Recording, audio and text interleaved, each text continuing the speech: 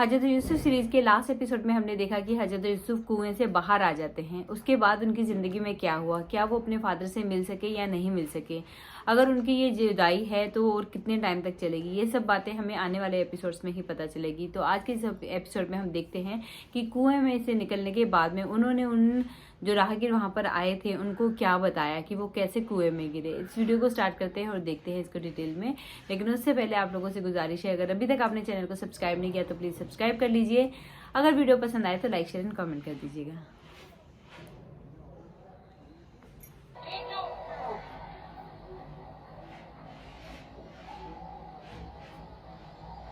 ये डोल में क्या है? जिंदा में मालिक, तुम कौन हो? फरिश्ता हो या इंसान?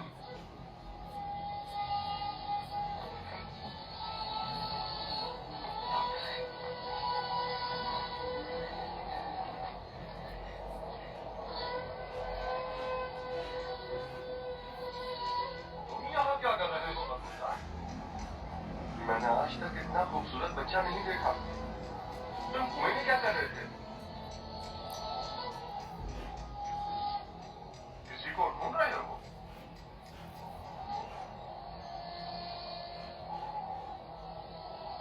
तुम चुप क्यों हो गए हो?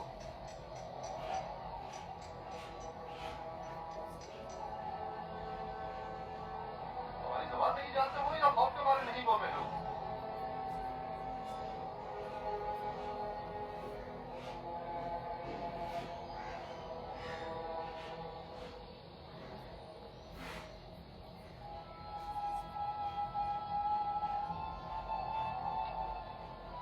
इससे पहले कि वो सब कुछ उगल दे, हमें इसका मुंह बंद कर देना होगा।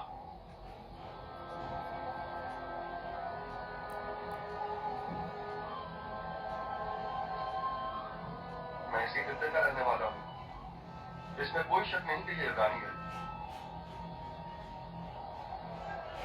डरो मत परवरदिगार, यहाँ कोई तुम्हें नुकसान नहीं पहुंचा सकता। बात करो, तुम्हारा नाम क्या है? यूसुफ। अच्छा, तो तुम्हारे मुंह में जबान भी है। ये बताओ, किस शहर के रहने वाले हो? किस कबीले से ताल्लुक है? किसके फर्जंद हो? नहीं बताऊंगा। मैं उनके पास वापस जाना नहीं चाहता हूँ। वो मुझे मार डालेंगे। यानी तुम्हारे घर वाले ही तुम्हें मारना चाहते हैं? उन्होंने ही मुझे इस कुएं में डाला था। तो अब क्या किया जाए? फिर आखिर तुम्हें वापस लौटना तो होगा। मुझे अपने साथ ले जाए। मैं घर वापस नहीं जाना चाहता। तुम्हारे माँ बाप का क्या होगा? नहीं, मैं तुम्हें अपने साथ नहीं ले जा सकता। तो फिर मुझे यहाँ से जाने की इजाजत दे दीजिए, ऐसी जगह जहाँ मुझे कोई पा ना सके।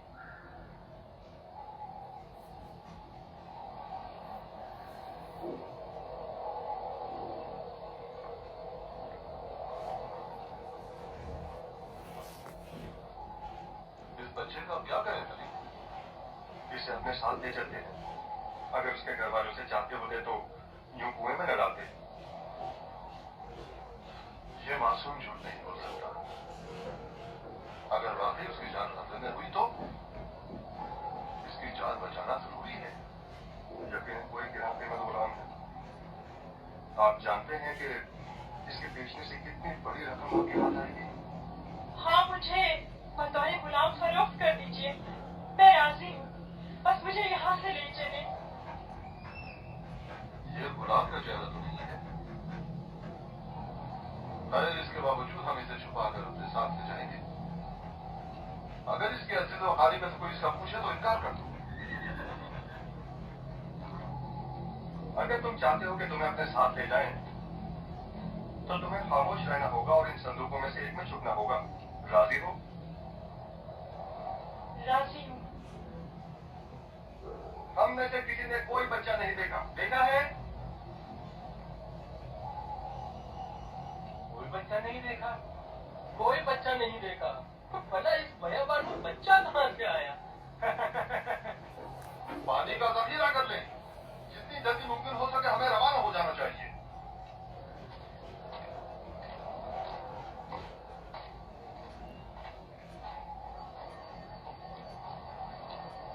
ये कौन है? कहीं राजन तो नहीं? निगहबान!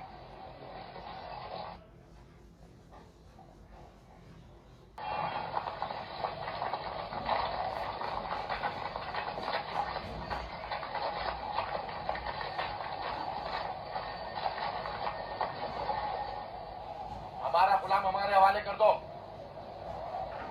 कौन सा गुलाम? वही जिसे कुएं से बाहर निकाला है, वही जो वहां पीछे छुप गया है। तुम्हारा गुलाम कुएं में क्या कर रहा था?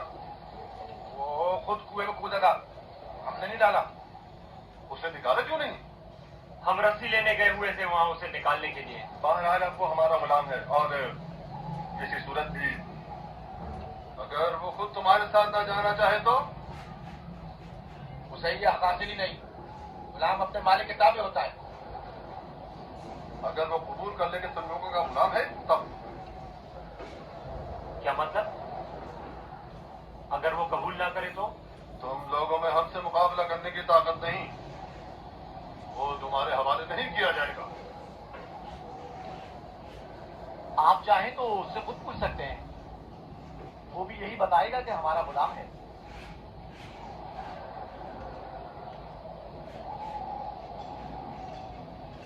इनसे मत डरो बलबुजार, ये तुम्हें कोई नुकसान नहीं पहुंचा सकते। ये बताओ, क्या वाकई तुम इनके गुलाम हो? झूठ बोलना मेरी तरबियत में शामिल नहीं।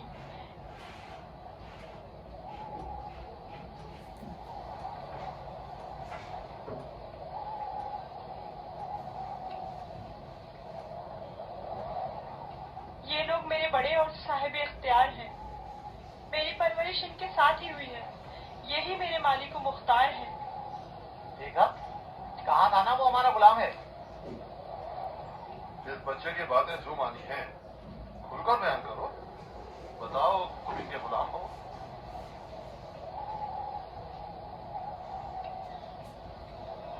ये मेरे बड़े और साहिब इख्तियार हैं। मुझे फिर भी वाज़ेह जवाब नहीं मिला। मैं चाहूं तो यूसुफ को तुम्हारे हवाले न करूं। हम हर हाल में इसे अपने साथ लेकर जाएंगे। तो फिर इस मामले में अपनी जान देने के लिए तैयार हो जाओ। तो देख लेना, बचकर तुम लोग भी नहीं जा सकोगे। क्या वाकई सिर्फ इस भगोड़े गुलाम की खातिर जान देने लेने पर तैयार हो? हाँ बोलो तो फिर तैयार हो। रुक जाओ शमून। जो गिरा आंख से गोली जा सकती हो उसके लिए दांत क्यों इस्तेमाल करें? यूसुफ की मौत का ख्वाब देख रहे हो? यहूदा, अगर तुम चाहते हो कि तुम्हारा किस्सा यहीं पर पांच न कर दूं तो बस करो। मैं अच्छी तरह जानता हूं कि तुम यूसुफ को वापस ले जाने के लिए इतना इसरार क्यों कर रहे हो। बस करो। फिलहाल तो हमारी लगाम तुम्हारे हाथों में है। मेरा नहीं ख्याल कि सिर्फ एक गुलाम की वजह से आप इतने लोगों के खून बहाए जाने पर राजी होंगे। हालांकि मैं यूसुफ के गुलाम होने पर तरद्दुद का शिकार हूं, लेकिन मैं उसे सरगनदर करता हूं। क्या तुम अपने मालिकों के साथ जाना चाहोगे?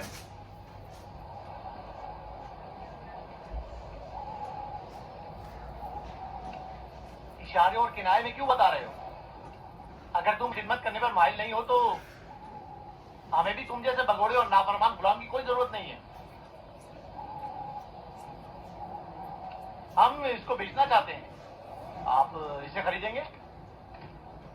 क्या मैं आपके इरादे की अचानक तब्दीली की वजह जान सकता हूं? कोई खास वजह नहीं है। हम थक गए इसके पीछे दौड़ दौड़ कर, हम मुसलसल इसकी तलाश करके। इसकी क्या कीमत लोगे? 1000 दिरहम। हालांकि इससे ज्यादा कीमत का है, क्योंकि खूबसूरत और ज़हीन है। 1000 दिरहम, वो भी भगोड़े और नाफरमान गुलाम के लिए?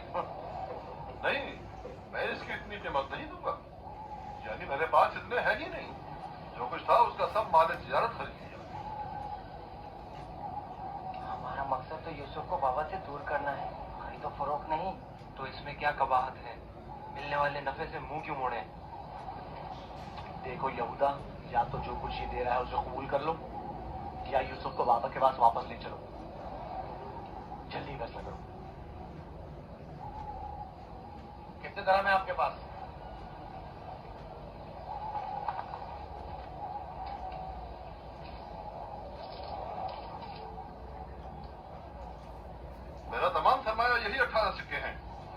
जानता हूँ कि यूसुफ की कीमत के लिए काफी नहीं।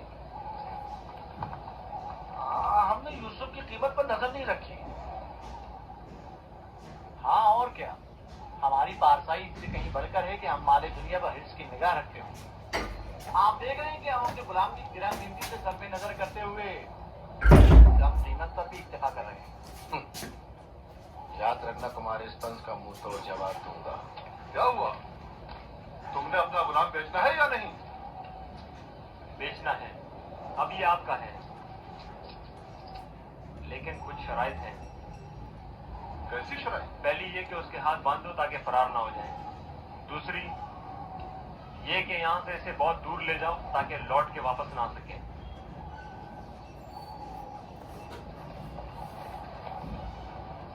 अगर फिर कभी तुम कनान में नजर आए तो जिंदा नहीं बचोगे।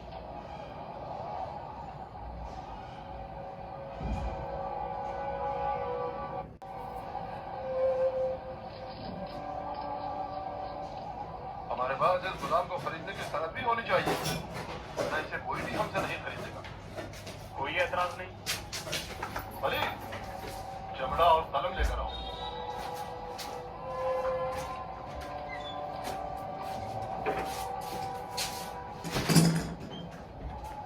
परेशान मत होना, ये हमसे कहीं बेहतर है। तुम इनके साथ चले जाओ, यहाँ तुम्हारे लिए खतरा है।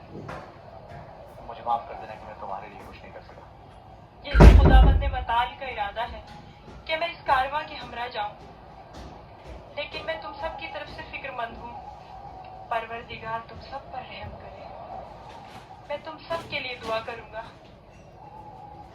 मेरी जुदाई के गम से बाबा को अजियत न पहुंचे, उनकी दिलजोई करना। गुलाम की शख्सियत और उसकी फरोख्त की बाबत अपनी वज़ायत लिखकर दस्तखत कर दें। याद रहे कि सनद के आखिर में आप सबके बिलतरतीब नाम और मोहर लगी हुई होनी चाहिए। लावी, बिन्यामीन का ख्याल रखना।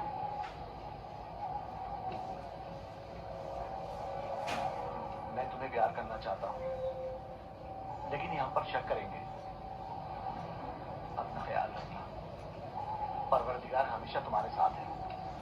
खुद को उसके हवाले कर दो, वो आइंदा भी माजी की तरह तुम्हारी हिफाजत करेगा।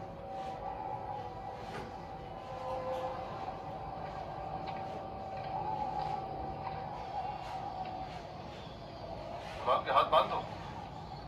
अगर भागा तो तुम कसूरवार होगे, और ये सनद भी संदूक में रख दो। चलने के लिए तैयार हो जाएं।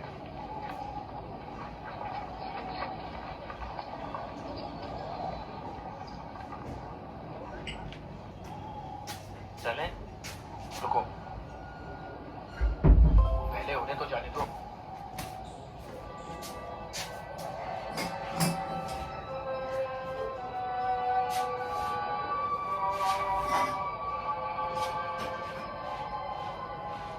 हरकत करें, चले चले।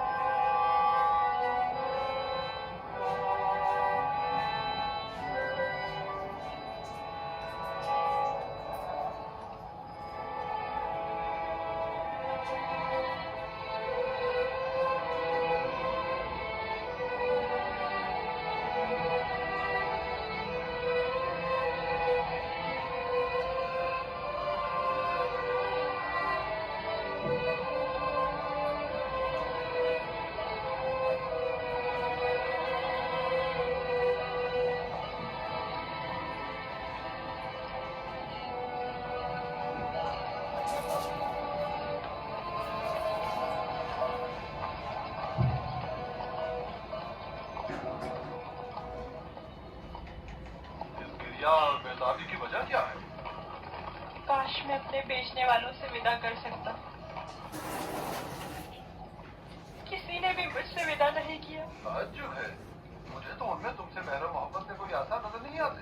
और एक तुम हो जिसे मैं मुसलसल उनके लिए फिक्रमंद देख रहा हूँ। ये कैसी वाबस्तगी है जो उनसे विदा होने के लिए बेकरार हो? अगरचे वो सब मुझसे नफरत करते हैं, लेकिन मुझे उनसे मोहब्बत है। माजी में जो कुछ हुआ उसे भूल जाओ। आज के बाद तुम मेरे गुलाम हो और मेरे साथ ही रहना।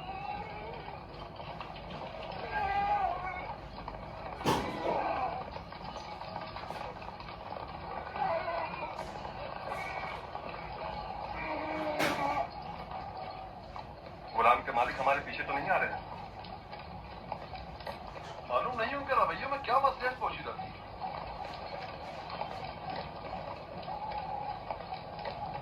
कहाँ इस खामोशी और तेजी से आए और एक गुलाम की खातिर खून के लिए भी तैयार हो गए, और कहाँ इतनी आसानी से उसी गुलाम से दस्तबरदारी हो गए और आसानी से उसे हमारे साथ जाने दिया। मुझे भी उनका रवैया कुछ समझ में नहीं आया।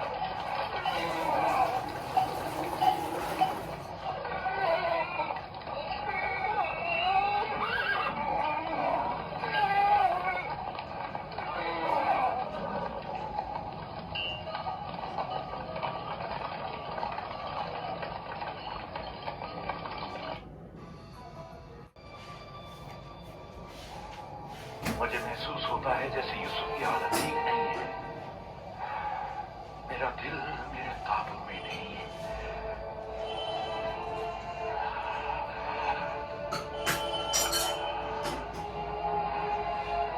दिल डरने को है, लेकिन याकूब अभी तक वैसे ही मुंतजिर बैठे। अगर बच्चे कहीं से भी यूसुफ की कोई खबर ले आए तो याकूब को सुकून आ जाएगा।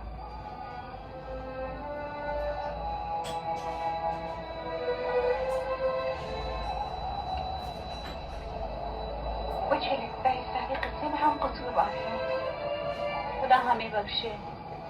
हम यूसुफ से उसकी सरवरी बसरी छीनना चाहते थे, उसे मारना नहीं चाहते थे। याकूब कभी यकीन नहीं करेंगे, लेकिन यूसुफ मारा गया।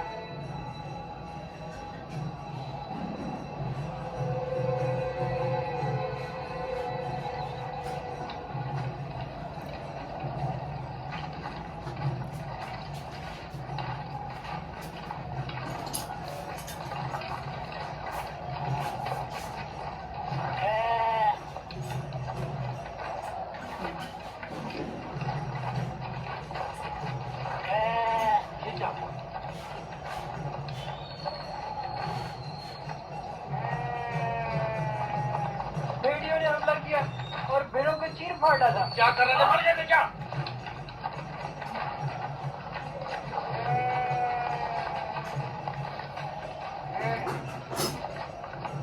भेड़ियों की तादाद ज्यादा थी और मैं अकेला था। हर तरफ से हमला कर रहे थे, मैं कुछ नहीं कर सकता था। आज तक किसी भेड़िए ने भी हमारी भेड़ों को नहीं खाया था। इस बार क्या हुआ? आज के बाद खाएंगे। अब हमें मजीद मुसीबतों और बलाओं के लिए मुंतजिर रहना होगा।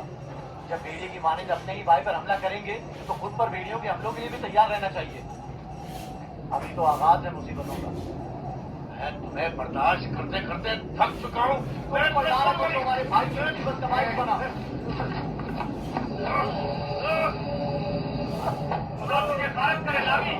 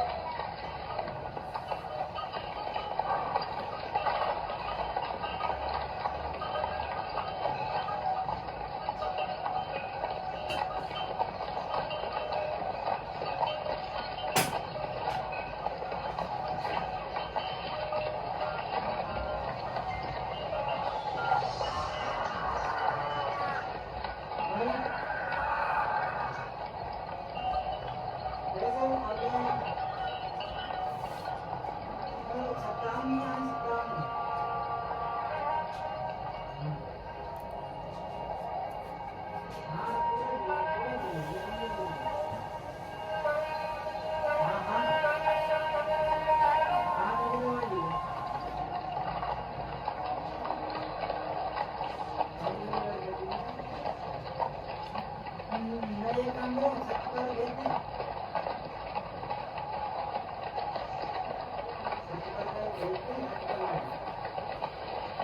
जाए, रुक जाए। वो इब्रानी भाग गया है, रुक जाए।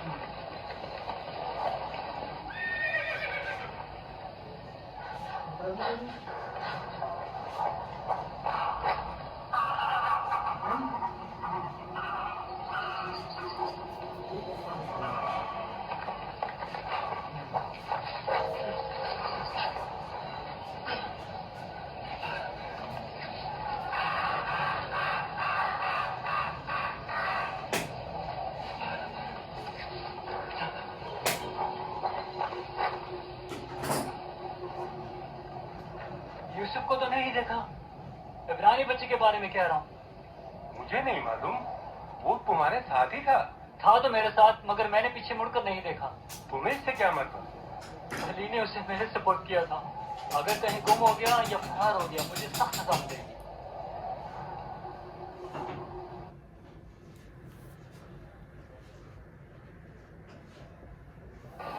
हजरत यूसुफ कहीं नहीं भागे होंगे, क्योंकि वो बहुत ही ईमान वाले इंसान हैं। और जब इन राहगीरों ने उनसे पूछा भी था कि क्या तुम इन लोगों के गुलाम हो, तो उन्होंने ये नहीं बोला था डायरेक्टली कि ये मेरे भाई हैं। उन्होंने इस बात को घुमा फिरा के बोल दिया था, जिससे यही मैसेज मिलता था कि ये इनके भाई हैं।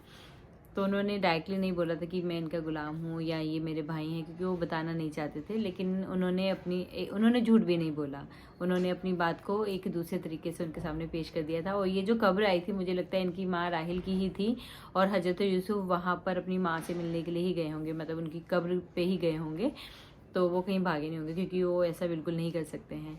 बाकी क्या हुआ एग्जैक्टली, हजरत यूसुफ कहाँ बैठे थे, ये हमें पता चलेगा नेक्स्ट एपिसोड में। तो उसको मिस मत कीजिए, और इस वीडियो को ज़रूर लाइक, शेयर एंड कमेंट कर दीजिए। अगर वीडियो पसंद आया हो तो प्लीज़ सब्सक्राइब भी कर दीजिएगा चैनल को। Bye bye.